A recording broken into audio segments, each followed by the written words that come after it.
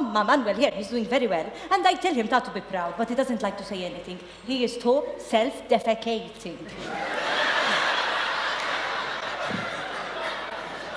The Comedy Night show is quickly becoming one of the most popular events of the holiday season. We stop by the Salesians Theatre as the cast and crew of this popular satirical show gets ready for their final sold-out weekend. Who is this Daphne character? Oh, they love her. They hate her. They love her. Hate her. Love her. Hate her. Love her. Hate her. Love her. Hate her. So they love to hate her. Apparently this love-hate thing is something the Maltese do very well.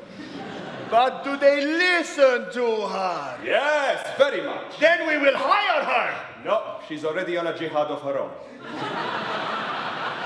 Infidel! You've been with the Comedy Nights team from the very beginning, and it has since not only expanded its show CV, it has also branched into web video and even television. How would you say you've fine-tuned what makes the show funny and makes the experience funny, whichever format it's in? Yeah. I think we've really got to know our audiences quite well. Definitely our audiences have grown substantially since our first show 3 years ago, and then through the online and the TV interaction to our current show, so that's really nice.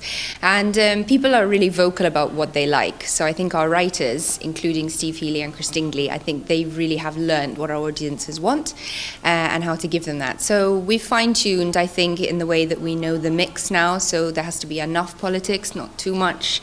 There has to be enough social commentary as well. People really enjoy that. And then music as well, and things to kind of get people on their feet, maybe, you know, clapping along, singing along, that sort of thing. So it's a really good mix. For example, we have a recurring character who comes back every year, at least since last year, based on the wife of the Prime Minister. And that's a very beloved character, and this year's audiences were looking forward to having her back and seeing what she's going to say. But Joseph, he has some tough decisions to make, Mrs. Key. Like recently, when he was thinking of going over to Chattanooga Zoo and putting down the tiger, I told him, Joseph, no. I fetillek, you get into that cage and fight that tiger. Send Joe Debonogrek.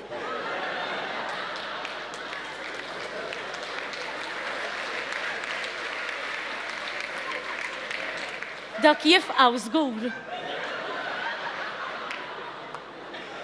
Once we have the first show, it's quite strange because what we think is going to be a funny sketch sometimes completely bombs, and what we think is awful is hugely popular. So yeah, I think the key for us is that obviously we're quite a big group of people. There are about 10 or 11 of us who are kind of giving input on the show when it's being created. So we try things out on each other, and if it works in rehearsals, then it usually makes it to the first show, and then kind of gets edited along the way until the final show. I mean, the show will keep evolving literally until the final night, and I think that's another thing that people enjoy. I know a lot of people actually come to the first and the last show, and they see a complete difference in the performances, and that's because the writers keep adding new things. The government keeps helping us by giving us new things to add, and we love the fact that the show is totally alive and changes all the time. I think, of course, we have learned a lot about what our audiences enjoy most.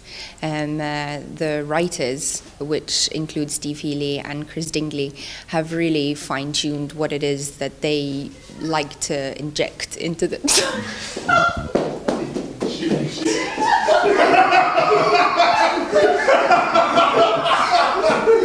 I knew as soon as I said it!